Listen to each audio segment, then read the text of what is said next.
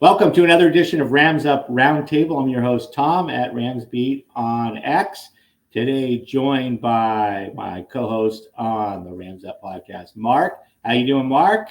Back Pretty from good. your vacation, back from your cruise? Yeah, two vacations, one on a cruise and another 10 days with my grandson while my daughter took off on a trip of their own. So, yeah, it's been a while. Nice. And also joined by regular Ian. What's up, Ian? Doing good, gentlemen. I mean, damn, it's getting hot out here in LA. That's how you know football season's upon us, right? When the heat comes in, for anyone who played, when the heat starts to settle in and you have summer camp, whether your Pop Warner youth football days, your high school days, your college days, or if anyone here played in the pros, you know football time is around the corner where stuff's getting serious. So that's my weather cue for Rams football's around the corner.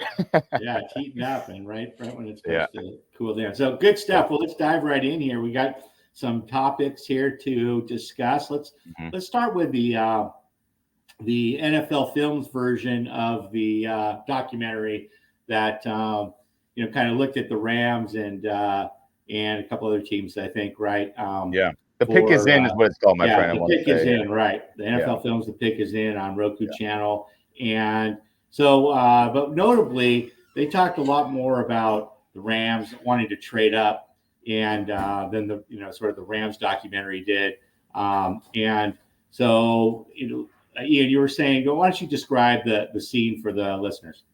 Yeah, so it's extremely similar to the in-house behind the grind that we do that we discussed as well last pod, and our people do a great job.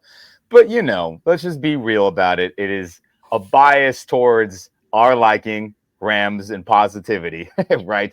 Things that probably we would like to hear and see. Maybe ownership. Well, not maybe, for sure. Ownership, Demoff, Kroenke, and whoever else is like, okay, let's take that out. Let's take that out. Let's take that out. Now, with NFL Films, they follow a similar structure of having to listen to the team, but they get more leeway of like, hey, they're going to fight harder to leave stuff in. So in this episode, it is now a 100% fact that the Rams tried to trade up not only for tight end Brock Bowers from Georgia, but for defensive tackle Byron Murphy from Texas. Names were dropped by our coach. Names were dropped by our GM Les Snead and personnel. It was a fact that we tried to get one or the other. And Les Snead, at the beginning of this, before the trade calls that were really interesting to watch, were unfolding, Les Snead said, quote, if we get Bowers, if we get Murphy, Verse, or even Fisk, it'll be a successful draft. So we got 2 out of the 4 he named, and that's, Rams fans, you should feel great about that. Again, Les Snead said, if we get Bowers, Murphy, Verse, or Fisk, we should feel good. And we got 2 out of that 4. Fantastic. So, Jets were getting offers from us, right? We were going to jump to number 10 overall, and they were going to get our 19th and that 52. And they said, no, thanks, right? Multiple times. And then it was like, all right, that's not happening. We called the Raiders before they had picked Bowers, and we said, hey, we'll give you our, our 19th, our 122, and I think something else I'm blanking on. And they were like, no, thanks. We're going to take Bowers. And then that fell through. And obviously, Sean McVay, if you guys could watch that Roku channel and wherever else you can find that episode, he was not happy. He was like, son of a gun on his face. He really wanted him. He really, really wanted Brock Bowers, the tight end. So they pivoted their attention to all-world D-tackle Byron Murphy, college, from Texas. And McVay said, hey, let's be reasonable, quote, but try and go up and get Murphy. I would try to get this guy, Les. He makes a huge difference to me, and I don't think he's going to get past 16. So I'm not saying to be reckless, but he's going to be better than anyone else in this draft, probably around that selection. So Snead says, don't worry, we'll figure it out. So the Rams called the Colts, thinking that they were going to take him, but they ended up taking Latu, and they said, hey, we'll give you the 19th, 99th, and 154 overall picks. Colts said, nah, we like Latu too much. We're taking him. And then right after that, then you see Byron Murphy go to the Seattle Seahawks. And Sean was in a pissy mode. And you can see it on his face if you watch that episode. He's like, son of a gun, the 2 guys I really wanted, we couldn't get. But Sean rightfully said, hey, let's sit tight and see how this thing flows from here on out, and verse fell to them. And that's where we went on that. But again, long story short, is no longer speculation. Rams wanted Bowers badly, but they also wanted Byron Murphy pretty bad too. I mean, what do you think, gentlemen? Shoot. Yeah, I mean, and of course, Murphy going in division didn't help either, right? So no, I think it was interesting. I mean, I'm happy with how it came out. Me too. And I mean, would you rather Murphy or Fisk? I mean, obviously Murphy, is the bigger blue chip, but I'm kind of glad we didn't go with Bowers. I mean, I really am. I think tight end. I mean, I just like those first two picks going up.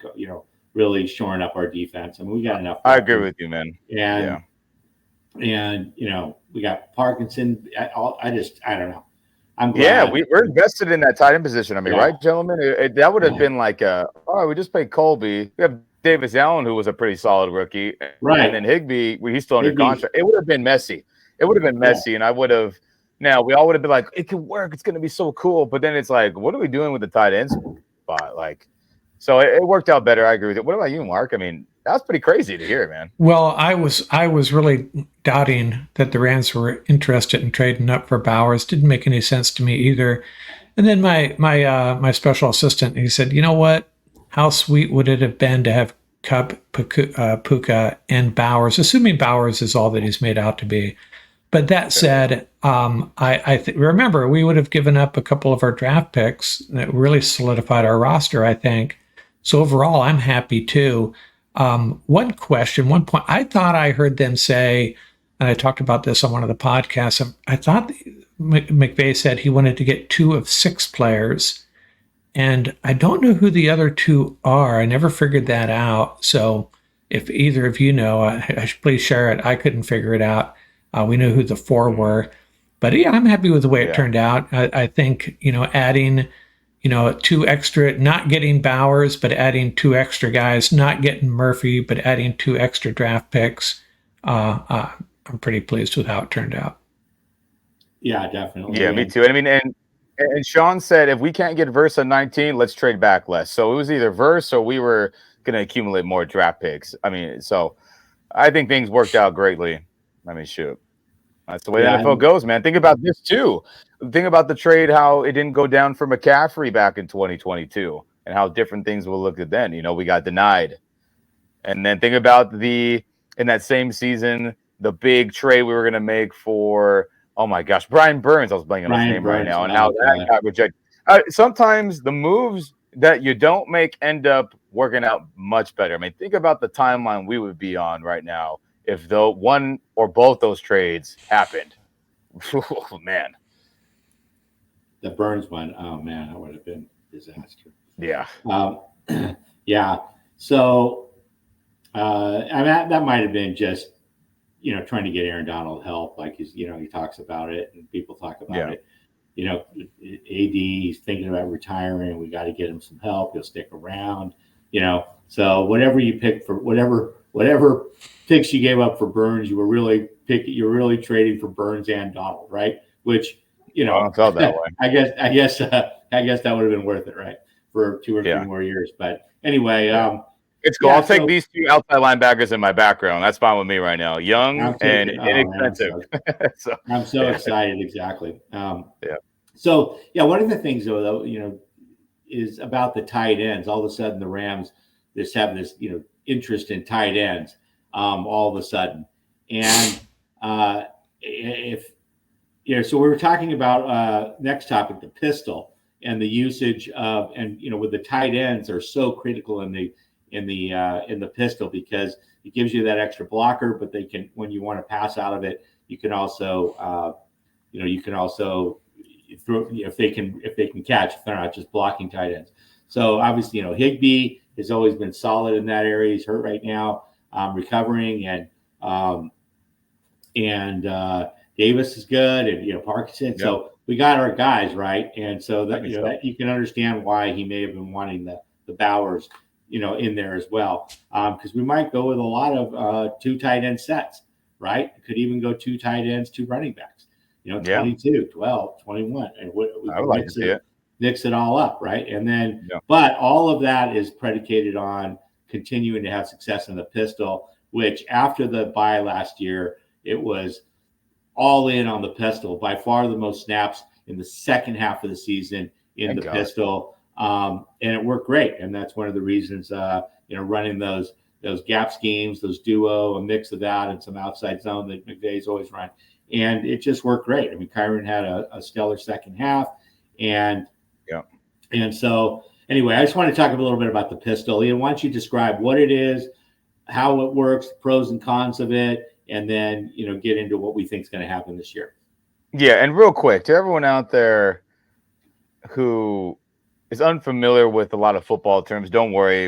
There'll be a nice video on my end and our friends here, all at the Rams Up podcast. We'll be going through the basics with you before football season starts, so everyone is well-equipped and aware of all the little cool Rams nuances with scheme and formations, both offense and defense. So with the pistol formation, what is that? It is a shotgun-oriented offensive formation. Now, you have traditional shotgun, which means the quarterback is receiving the hiked snap ball, not under center, but 3 to 5 yards away from the center where the ball is traveling through the air to get into the quarterback's hands.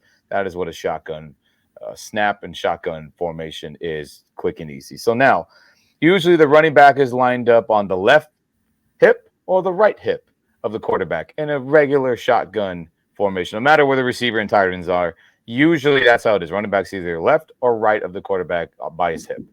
Now, in the pistol, quarterback is still in shotgun, taking that ball through the air from the center, but the running back is lined up directly behind the quarterback, just like it would be if the quarterback was under center getting the snap. And why that is so fantastic is the main reason is the defense can't tee off on what the running back is going to do. And the defense can't tee off on the Rams are only going to run this amount or these specific plays because the running back is lined up on his left side of Stafford or his right side of Stafford, right? Think about it. If you are a running back and you're getting a handoff from Stafford out of the shotgun, traditional left or right, you can only go the opposite way that you are. Now, there's some counter runs you could do, but it's limited. If you're lined up behind Stafford and the quarterback, you can run and do every single run play you do like if you were under center taking the snap. So that's the main benefit. And we've talked about this a bunch when the Rams were having woes in that first part of the season this last year. And we hammered the table here at the round table saying, why are we not running more pistol? Because Stafford loves shotgun. He's best when he's able to survey the defense immediately, where he doesn't have to do this big 7-step drop out of shotgun, right, to do a long developing pass play. He can get the ball immediately and survey the field ASAP. Now, we still want to run the ball because Kyron was great. Our line was blocking well. And it was like, hey, how can we blend the two together? How can we do our same run offense, but also make Stafford as comfortable as possible out of a passing formation where he kills it? Well, let's run that dang pistol. And that's what Sean McVay, maybe he tuned in this pod. Maybe somebody heard here because we were adamant on this pod for them to run the pistol. And then they started doing it, like you said, my friend, after the bye week.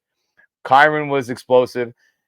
It was phenomenal. I was so dang happy to see that. And based off reports, it seems like that's going to be a base formation that we're going to run this upcoming season, which if it was any other way, I would be upset because you invest in the big boys on the O-line. You're trying to keep Stafford healthy. You're trying to run the football with an all-pro running back in Kyron. You're trying to run the football with an all-American Blake Corum from Michigan. And how do you do that? Let's just stay in that damn pistol and keep defenses guessing. Is it run? Is it pass? You don't know till the ball is snapped. And that's the beauty of the pistol and why I love it so much. And it also makes the play action more effective, right? Oh, yeah. As in, out of the shotgun, it's almost a non-factor. The whole Sean McVay gap scheme offense is available out of the pistol. Everything. You can run anything you want. All the shotgun plays, all the under center run plays, everything can be done out of the pistol. That is the beauty of it. And I'm happy that we made that switch. Yeah, and like you said, Mark, you can still do play action or essentially fake handoff, right? But you can do it under center. When you do it, the quarterback, first of all, dropping back has to turn his head, and that's a major problem for quarterbacks like our old quarterback, it was tough to pick up. Stafford didn't like doing it either. He liked like you said, he likes to survey the field and not take his eyes off what everybody's doing. But but out of the pistol, you can just turn and do the play out the fake essentially, fake handoff while you're still surveying, and that also opens up the opportunity for read option plays, right? Okay, am I going to hand it off or am I not going to hand it off? Depending, and you can, guys like Lamar Jackson and stuff do it. Their read option is, am I going to run it or am I going to give it to this guy? Or but Stafford doesn't have that opportunity, but he can definitely pull the ball back and then run to the pass play. So for a guy like McVay, I mean, I'm actually surprised we didn't see this sooner. I know. I don't know, but I mean, I feel like, gentlemen, before this season, I don't feel like we ever ran it at all, ever. Am I wrong on that? I'm just trying to just think through the games, and I don't think we saw pistol once before. What do you say after the bye? I think that's correct. Was it that Arizona game here at home? That was the first time we started to see it. Is that I don't correct know. on my memory? It was just it feels like that. We were 3-6 by, and then all of a sudden it was just, here we go. Yeah, and worth noting, and a shout out to AJ Schulte, his article.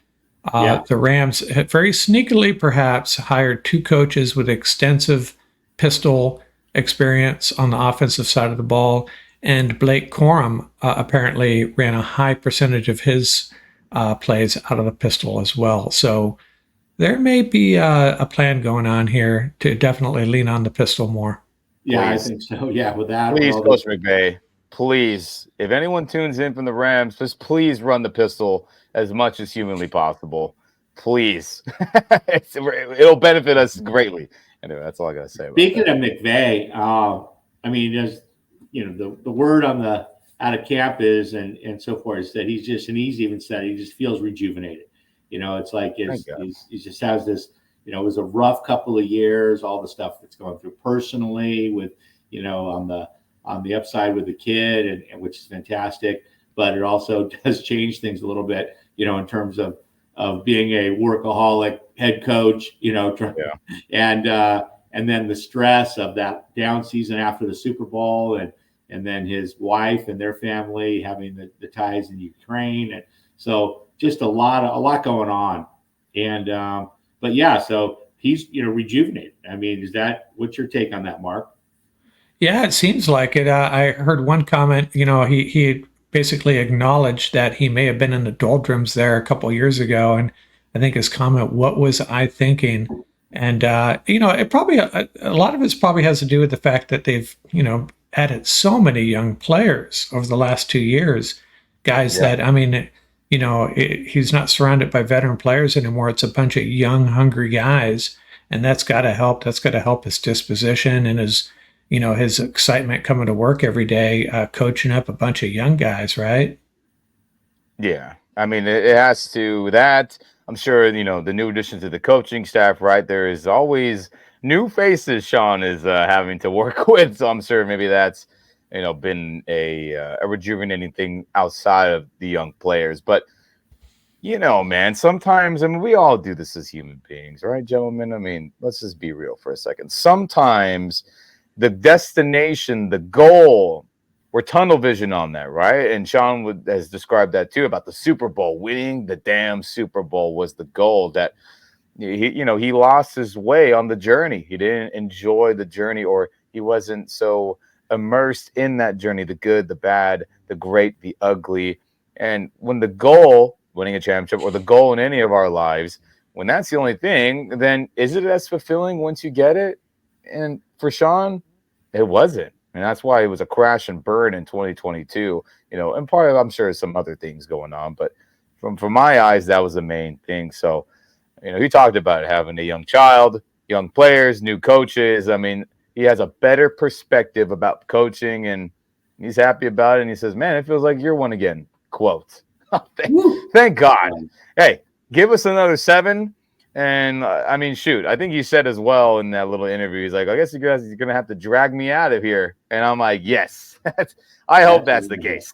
I hope it's a Bill Belichick. We're going to have to kick you out for you to leave. That's what we want here, right, Sean? And I'm happy to hear that. And gosh, Sean McVay is the best thing to happen to Rams football, no matter the city, no matter the era. I think in the history of this in this program, I think. Yeah, absolutely. And the Athletic Football Show did they did these, all the off-season content that these big podcasts have to do, and they did like we're going to draft quarterbacks, and we're going to draft, these different player positions, and then and they have 2 or 3 people going through it, and then talking about it and why and whatnot. And they did a head coach draft, and it was great. But McVay got picked first. Now, to be fair, the guest was Jordan Rodriguez, and she went first. But she said she would have done it anyway, even though. But she has a unique perspective in terms of covering him and had so much access to him. But she just thinks that and then the other guy thought Andy Reid, but McVay would have been second to Andy Reid, right? Which is still not exactly chopped liver. So nope, another Hall of Fame coach. That's cool to me.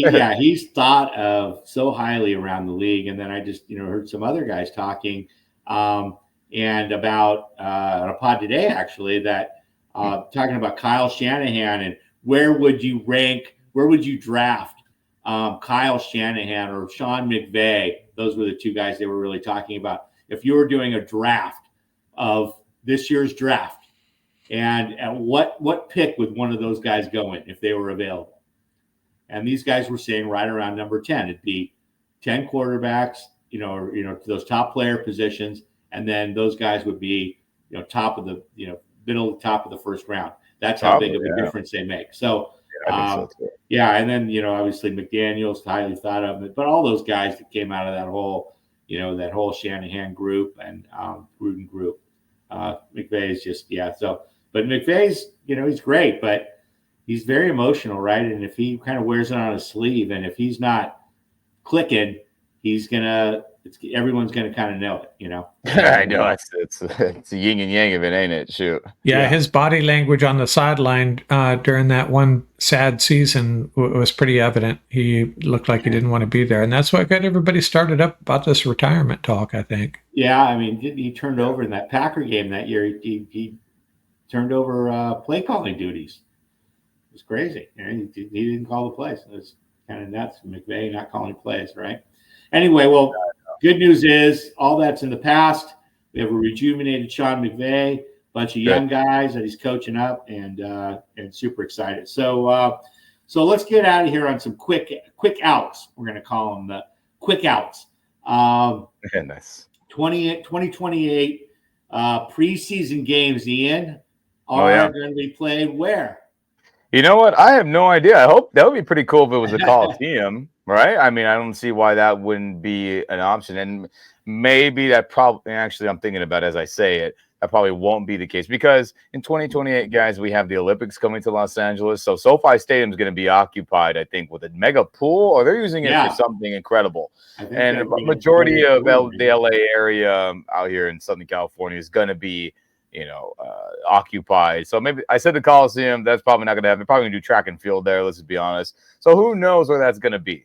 But 2028, no home preseason games. And I know people are like, oh, what? I can't believe it. But it's not the end of the world. As long as regular season games are not interfered with, which that's a coin flip. Who knows how that's going to turn out? Hopefully the schedule gets figured out by then.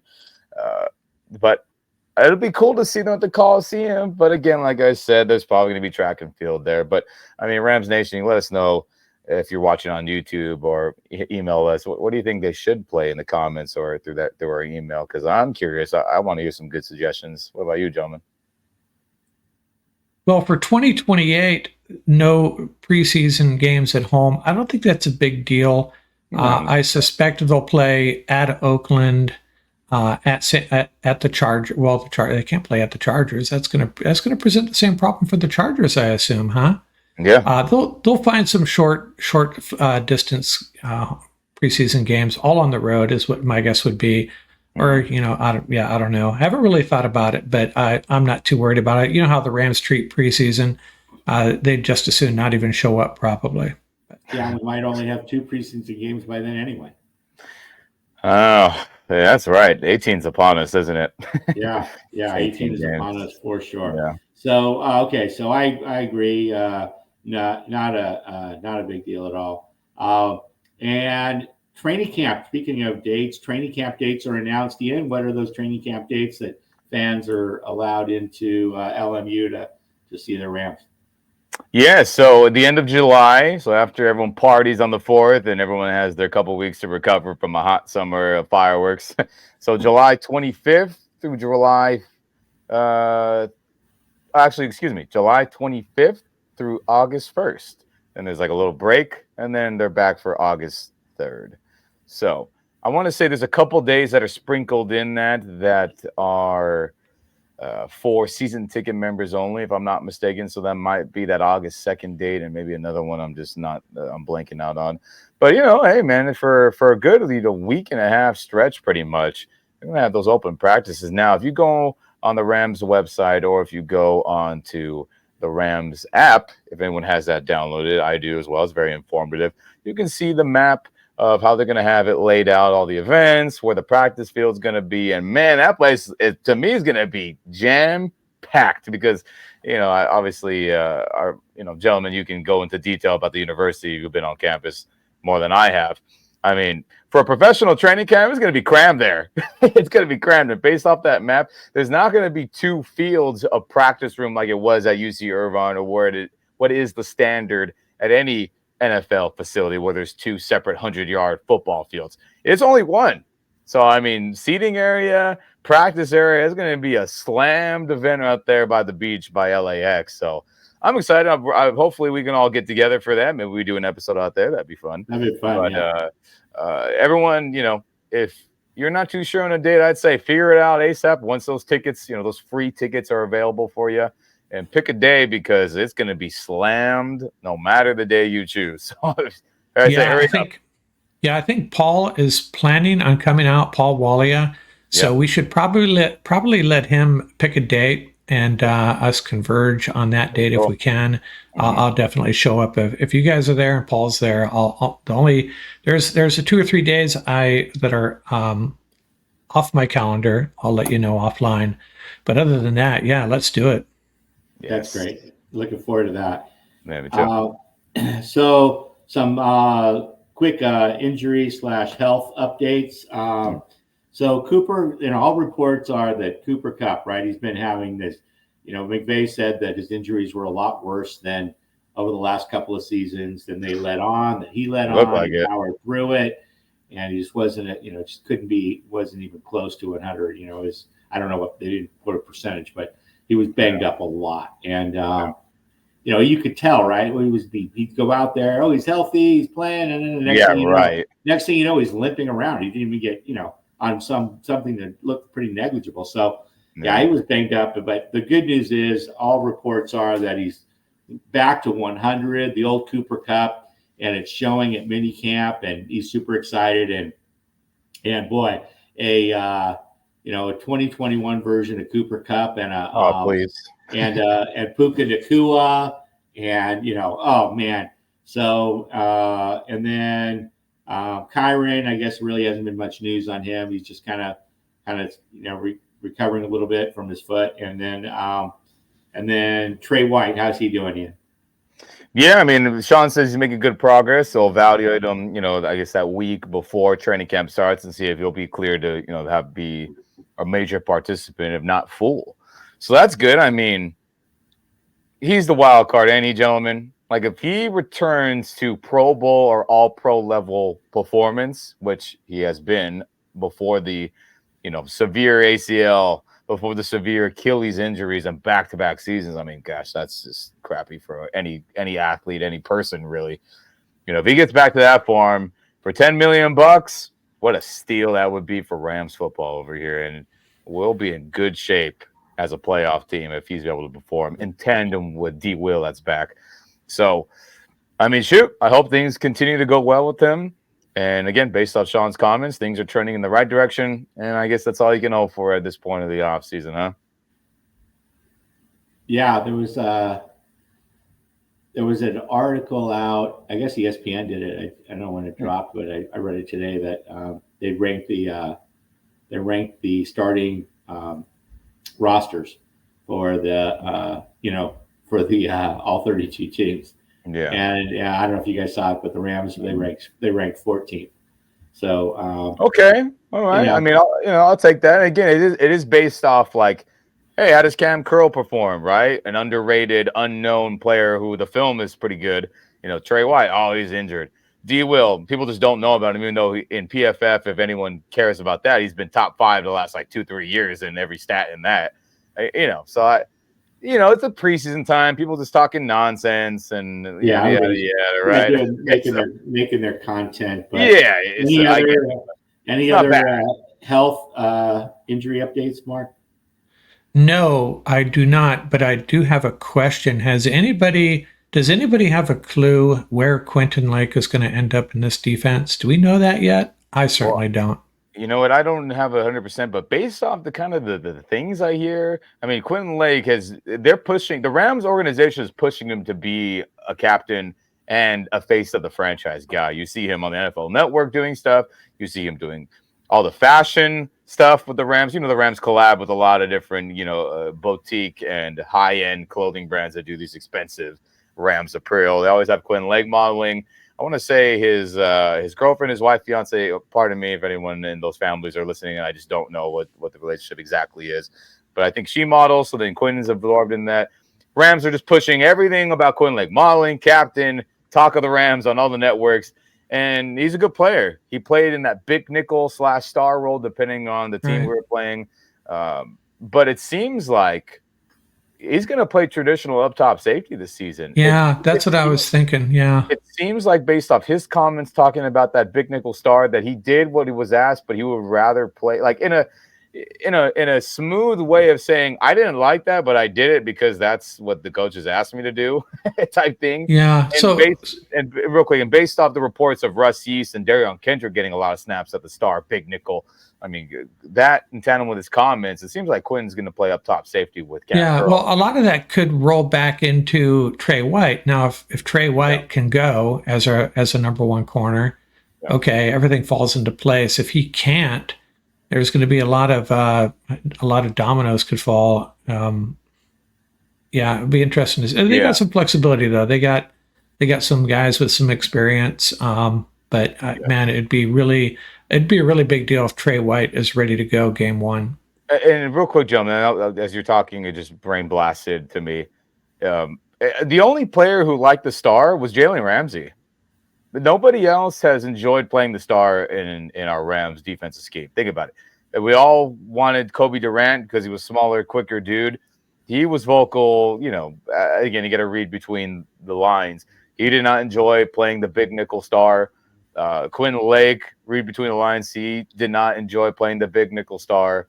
Who else was in that role? I'm just blanking on. I mean, those are the two guys that we thought of the most the last couple of years. But Jalen was like, I want to play that. Yes. I hate playing outside. It's boring. Even though he was Deion Sandering, Darrelle Revis shutting down receivers, right, in the 2020 campaign. No one else has enjoyed it. And I get it. It's a lot of responsibility because think about it, guys, and everybody listening.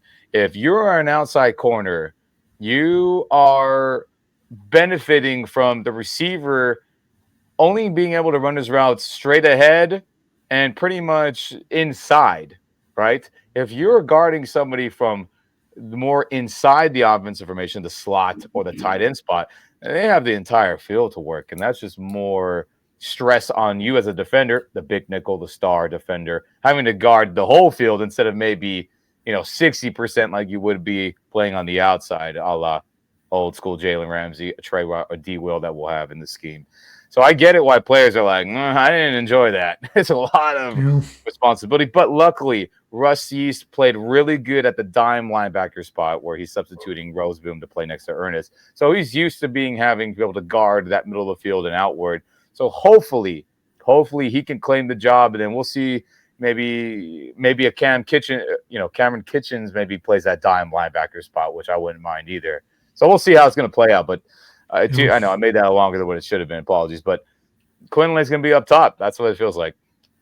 Yeah, it'll be interesting because I think Curl likes it up there, and Kitchens is definitely definitely an up top guy, right? I mean, he's a ball hawk. That's what we're hoping for out of him. So yeah, it'll be interesting though to see how it all pans out. There's certainly a lot of bodies there.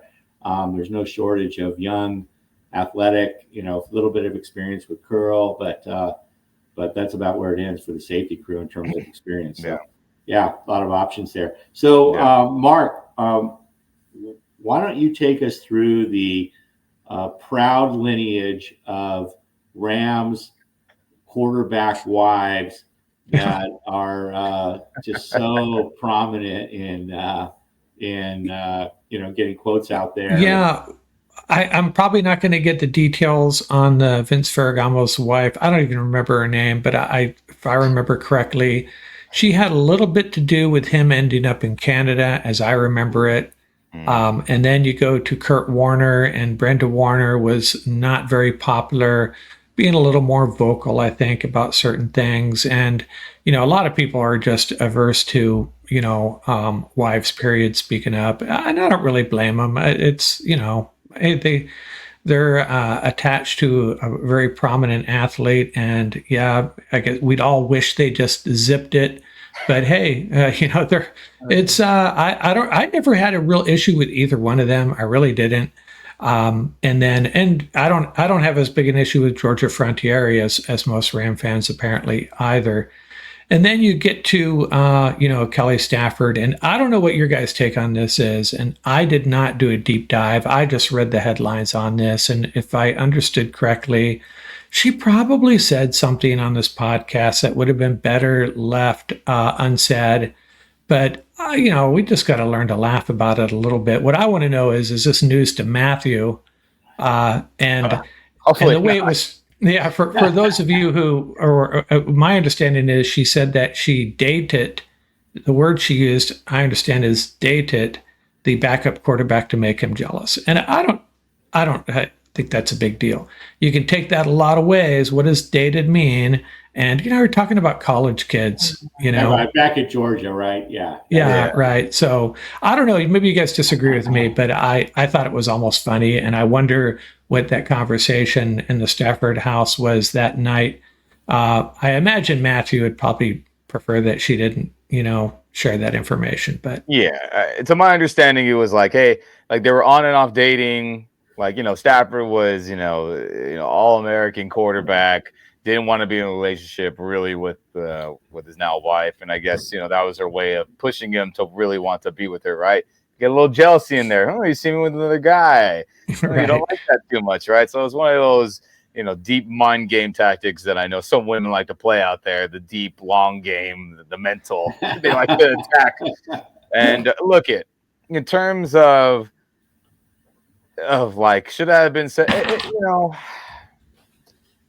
I just wish that, Kelly's a nice woman. I know people that have had conversations with her. They've seen her in the LA area, and I've ran into her. And look at, man, she's probably a fantastic woman and mother and all that fun stuff. But she's got to understand that her words carry a lot of weight, because Matthew Stafford doesn't say jack tiddly squat ever, other than press conferences and NFL film stuff or our own Rams productions, right? So because our star, Hall of Fame level quarterback doesn't say much unless you force him to, we try to pick, the media and the football world takes what Kelly says and they follow her much more closely.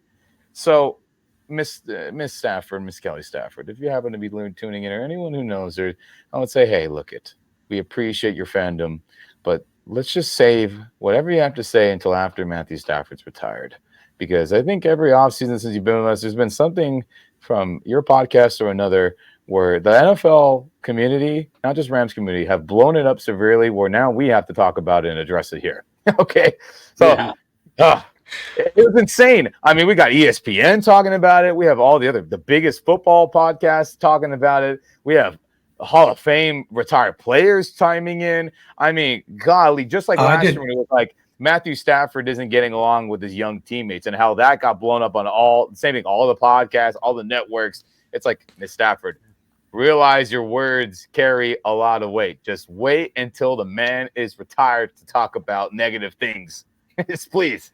Please. I didn't realize it had blown up that much. I saw a couple little blurbs about it. And, That's the only reason why I know about it, because I see, a big network mentioning it. I'm just like, wait, what? And has then anybody invited the backup quarterback onto their show? I wonder. Maybe we could get him on.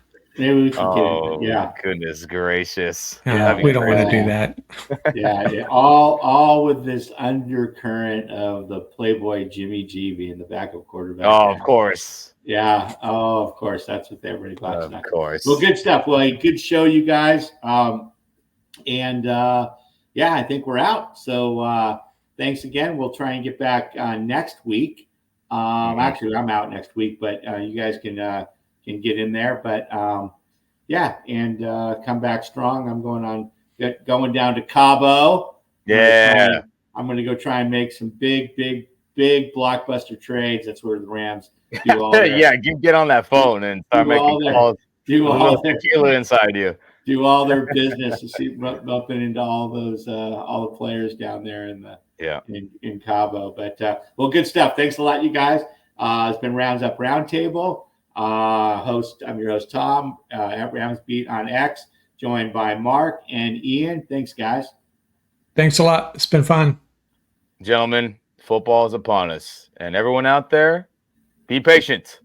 Games will be here soon, because I know it's driving me crazy too. Good stuff.